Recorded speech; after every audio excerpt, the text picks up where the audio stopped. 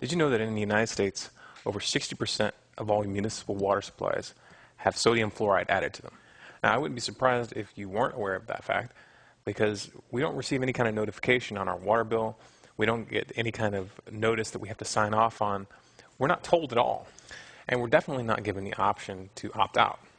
Now, keep in mind, this is the same substance that, when added to toothpaste, requires a warning label. Now, if you use fluoridated toothpaste, take a look at the back.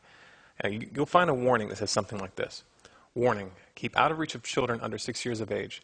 If you accidentally swallow more than used for brushing, seek professional help or contact poison control immediately. Now, they're required to put that label on there for a reason.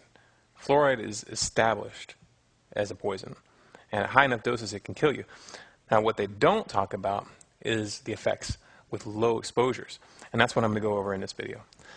Now, I've spent quite a bit of time researching this subject, and I made a collection of links to established medical papers, to the abstracts at least, and I'm going to be posting them at the bottom. So I recommend that if you have any doubts about the facts that I'm talking about here, that you check the links and verify it for yourself, because I'm not making this stuff up. Now, the official justification for fluoridating the water supply is to lower the occurrence of cavities in the population. Now, if you do serious research on the subject, you'll find that there's no strong empirical evidence linking the fluoridation of a water supply and the reduction of cavities in the population at all. However, there are studies showing the adverse effects of drinking that same fluoride over a long period of time. Now, before we go into any of the specifics, I want you to just stop and think about it for a second yourself, just on a simple common sense level. Does it make sense to drink fluoride to help your teeth? I mean, most people already use fluoridated toothpaste, and then you're applying the fluoride directly where it belongs, supposedly, and directly to the teeth. Now, if you're drinking water, it's passing over your teeth, but the majority of the concentration is going to end up in your system. You're actually going to be ingesting it. So it's kind of like drinking sunscreen to help prevent a sunburn. Now, if you think I'm a lone extremist here, I want you to consider this. I'm going to read off a list of countries which have officially banned water fluoridation. China, Austria, Belgium, Finland, Germany, Denmark, Norway, Sweden, the Netherlands, Japan. Now, this definitely isn't a comprehensive list.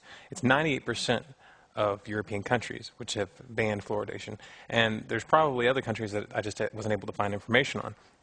Now, if water fluoridation was actually effective, wouldn't we be hearing about higher rates of cavities and tooth problems in these countries?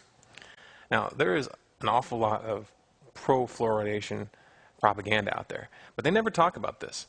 They never talk about the actual empirical evidence to back up their claims. They just act like it's already proven. Now, even if there was strong empirical evidence showing that fluoridating the water supply could actually reduce the cavities of the population, it still would not be worth it or ethical once you understand the biological effects of fluoride when it's ingested. Did you know that water fluoridation has been linked to higher rates of bone cancer, to higher rates of osteoarthritis, to repetitive stress injury? It's also been shown to have genotoxic effects, which means it causes genetic damage. It's also been shown to increase the concentration of lead in the blood of children, strangely enough. Now, we're just getting started here. It gets more interesting. There's been studies, and I'm going to link to one of them below, that show that it causes significant damage to the reproductive system and can basically lead to infertility. Now, fluoride is also a neurotoxin, and there's been significant animal testing which has shown that exposure to fluoride can cause ADD-like symptoms, attention deficit disorder, or sluggishness, and a reduced IQ. The reduction of IQ is also confirmed by studies done in China, where children who had been exposed environmentally through mining to sodium fluoride were compared to children in a town nearby which hadn't been exposed, and they found a significant point difference in the IQ of the children in the town that were exposed. Now, fluoride also has other more subtle effects on the brain as well. Those effects were not missed by Hitler, who happened to be the first to actually institute water fluoridation, and he did so in the concentration camps in order to make the prisoners more docile and less able to resist. Now, as is often the case when I make this kind of videos, my intention here is not to be the end-all reference for this subject. If you care about your health, and if you care about the health of your family, then it's up to you to do the research. Now, once you are convinced that there is a problem, that we are being poisoned through our water system, the question is this: what are we going to do about it? Now, obviously, the first step is to find out if your city actually does put fluoride in the water. Chances are that it does. If that is the case, then the next step is to find a way to stop drinking it. Now, that's not always as easy as it might sound, because the Brita water filters and that low-end kind of water filters that you'll find at, say, Walmart don't actually remove fluoride. They don't even consider fluoride to be a toxin that needs to be removed. In most towns, there are water dispenser systems that you can go and pay 35 cents a gallon or something like that to get filtered water, filling up your own jug that doesn't have fluoride in it. Or you can lay down the big bucks and get, like a Berkey water filter, one of those high-end filters that actually specifically claims to get the fluoride out.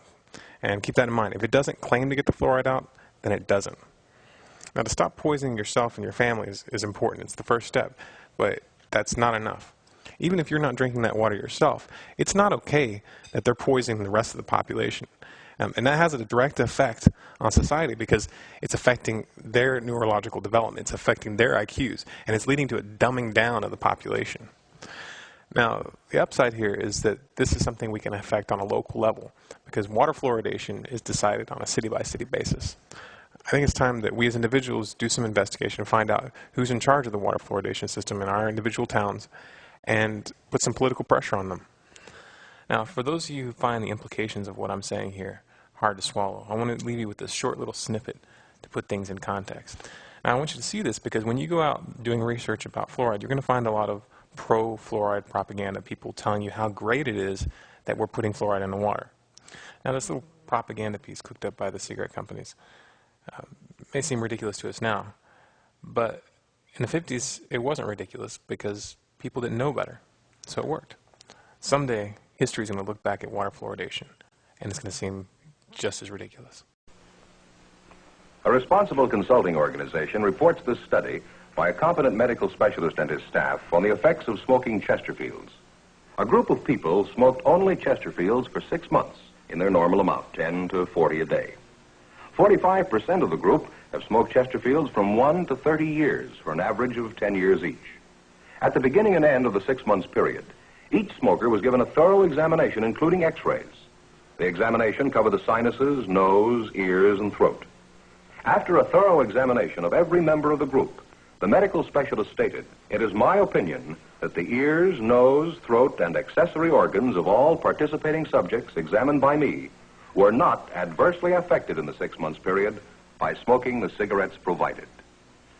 Remember this report and buy Chesterfields, regular or king size. Premium quality Chesterfield, much milder.